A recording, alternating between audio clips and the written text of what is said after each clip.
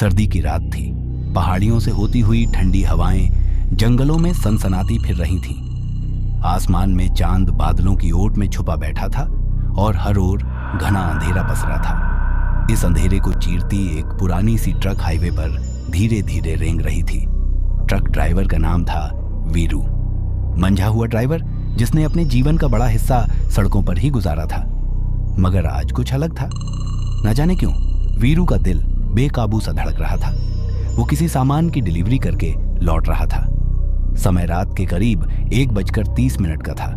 सड़क के दोनों ओर घना जंगल था और सड़क सुनसान। दूर दूर तक कोई रोशनी नहीं थी।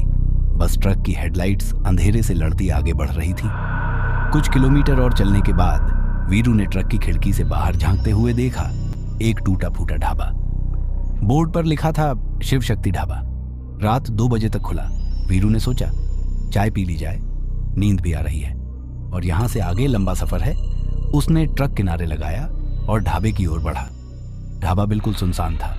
बस अंदर एक पुराना बल्ब झूल रहा था जो कभी जलता कभी बुझता। दरवाजा हल्का खुला था। वीरू ने अंदर झांका। कोई नहीं था। उसने आवाज लगाई, कोई है? ओ भाई, चाय मिलेगी। कोई उत्तर नहीं आया। तभी अचानक रसोई की ओर से किसी के बर्तनों को गिराने की आवाज आई। वीरू चौंक गया।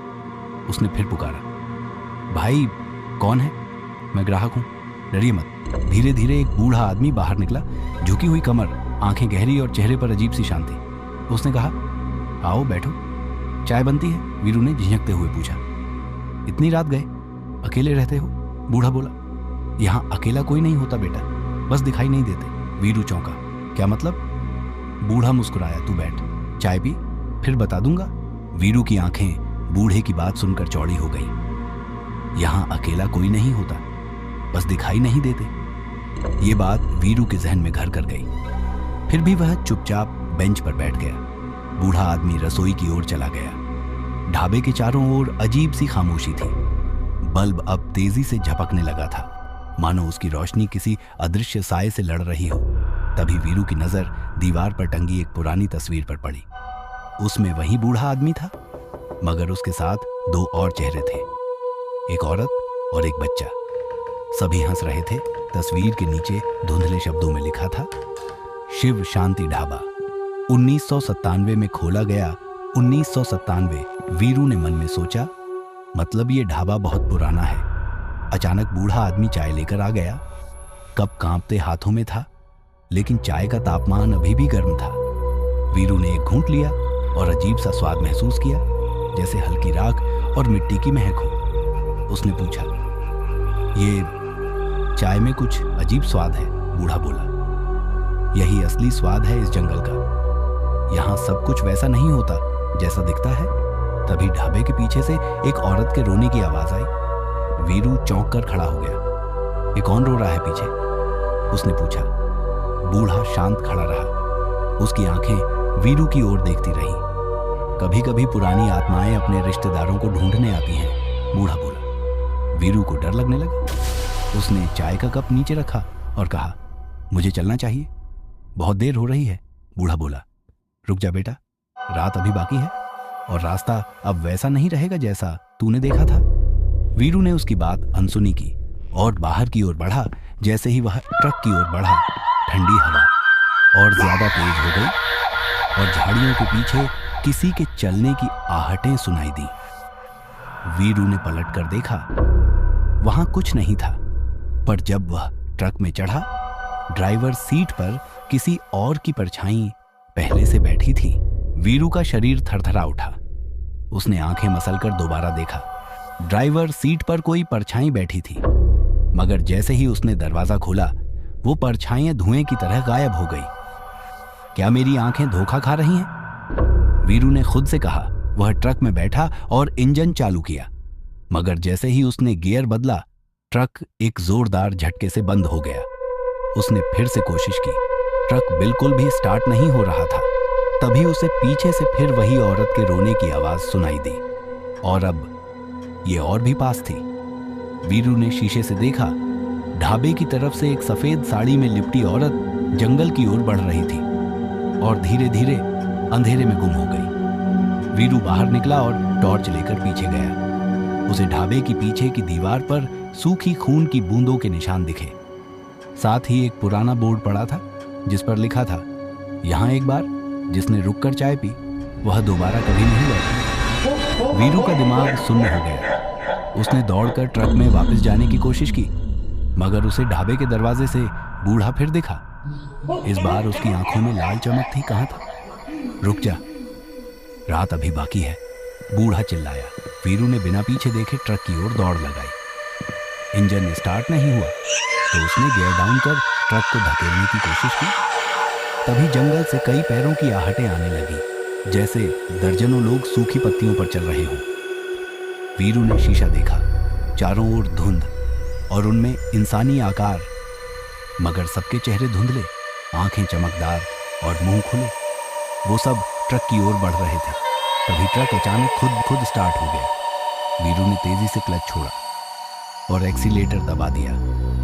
ट्रक धुएं की लकीर छोड़ता जंगल की सड़क पर भाग निकला, मगर पीछा अभी भी खत्म नहीं हुआ था। ट्रक के शीशे पर किसी ने उंगली से लिखा, रात अभी बाकी है। वीरू का ट्रक अब तेजी से उस सुनसान सड़क पर भाग रहा था। पीछे शीशे में उसने देखा, वो अजीब परछाइयां अब दिख नहीं रही, लेकिन उसका दिल अब भी कांप रहा था। रात अभी बाकी है, ये शब्द बार बार उसके दिमाग में गूंज रहे थे।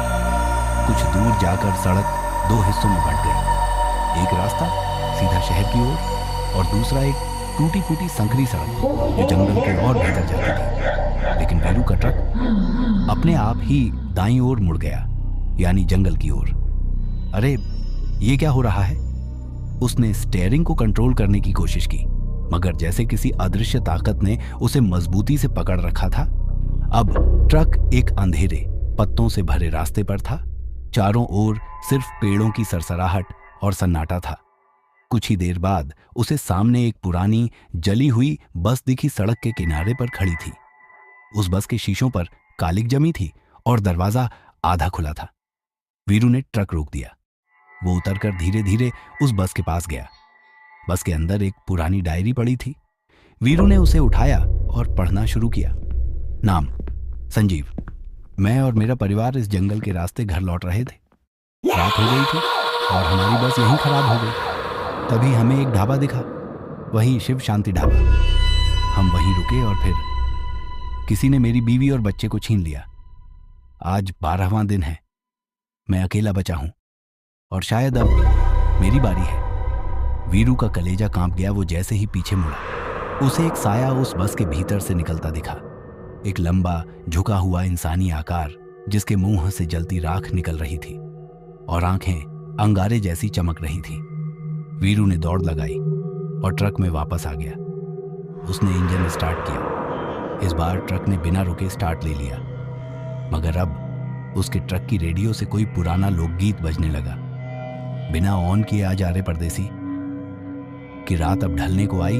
वीरू का माथा पसीने से भीग चुका था। तभी रेडियो बंद हुआ और एक फुसफुसाती आवाज आई, अब तू नहीं बचेगा।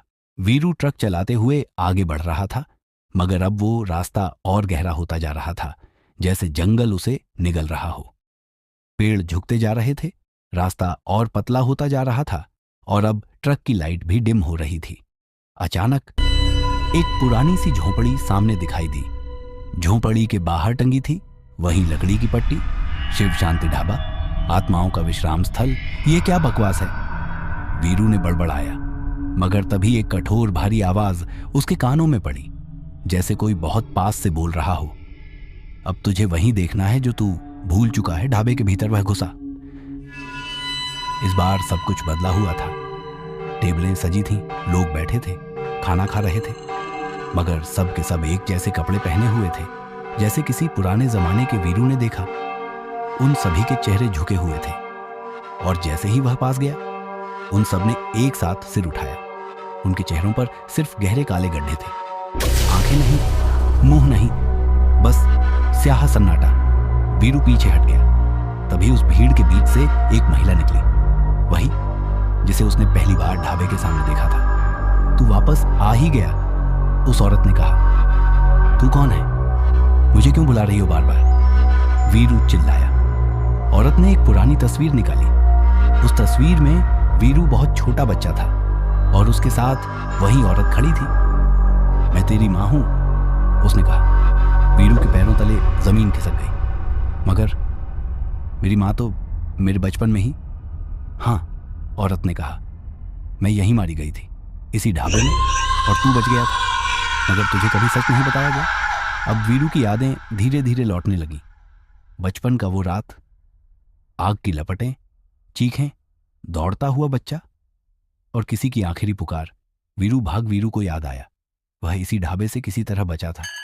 तभी ढाबे के बीचों बीच जमीन फटने लगी। एक काला कुआं जैसा दरार बनी और उसमें से आवाजें आने लगी, तेरा वक्त आ गया है वीरू, अब तू भी यहीं रहेगा। ढाबे की जमीन फट रही थी। वीरू के चारों तरफ वो भूतियां लोग खड़े थे, बिना आंखों के, बिना मुंह के, मगर उनकी मौजूदगी चीखती थी। उसकी मां, वो आत्मा, अब उसके सामने खड़ी थी, मगर उसका चेहरा बदल रहा था। अब वो सड़ी गली खाल से लिपटी एक रूह बन चुकी थी। अब तू यहीं रहेगा वीरू, हमेशा के लिए। वीरू ने हिम्मत करके जेब से वो पुरानी डायरी निकाली जो उसे जली हुई बस में मिली थी। उस डायरी में लिखा था, अगर ढाबे की आत्माएं जाग जाए तो केवल उनका अधूरा काम पूरा करके उन्हें मुक्ति मिल सकती है। वीरू चिल्लाया, मैं जानता हूं मां, तुम्हें जलाकर मारा गया था और इस ढाबे को श्मशान बना दिया गया था। अब मैं सबको सच बताऊंगा, तुम्हारा बदला लूंगा, मगर मुझे जाने दो। तभी ढाबे की दीवारें कांपने लगीं। वो परछायां तेज हवाओं की तरह घूमने लगीं, जैसे कोई फैसला होने वाला हो। मां की आत्मा बोली, अगर तुझ में साहस है तो जा, मगर याद रख, अगर झूठ बोला तो तेरा अंत भी यहीं होगा। अचानक वीरू की आंखें खुली। वो ट्रक के अंदर बैठा था, मगर अब सुबह हो चुकी थी। सूरज की पहली किरण जंगल में पड़ रही थी। वो ढाबा, वो आत्माएं, सब गायब, मगर उसकी शर्त पर अब भी वो राख के निशान थे। वीरू शहर पहुंचा और उसने सब सच बताया। शिव शांति ढाबा की जगह खुदाई हुई और वहां निकले दर्जनों कंकाल। पुलिस ने केस दोबारा खोला और इतिहास के एक भयानक पन्ने को उजागर किया। वीरू अब ट्रक नहीं चलाता, वो एक किताब लिख रहा है, उस सर्द रात की सच्चाई। मगर रात के सन्नाटे में जब हवाएं चलती हैं और ट्रक की हॉर्न दूर से सुनाई देती है, कभी कभी कोई पुरानी आवाज कानों में गूंजती है, वीरू, अब तेरा नंबर है,